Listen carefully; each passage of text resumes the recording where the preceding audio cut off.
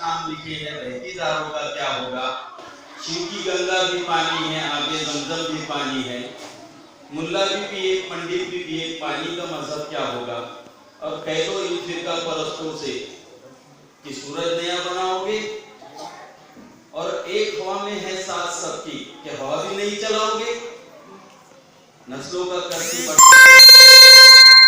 वो ढोंगी है, क्या खुदा ने मस्जिद तोड़ा था, कि राम ने मंदिर तोड़ी है।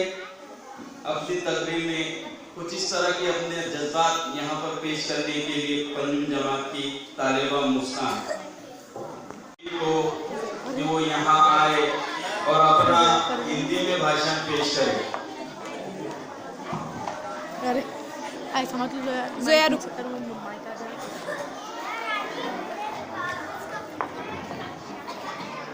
माननीय महोदय मुख्याध्यापक साहेब,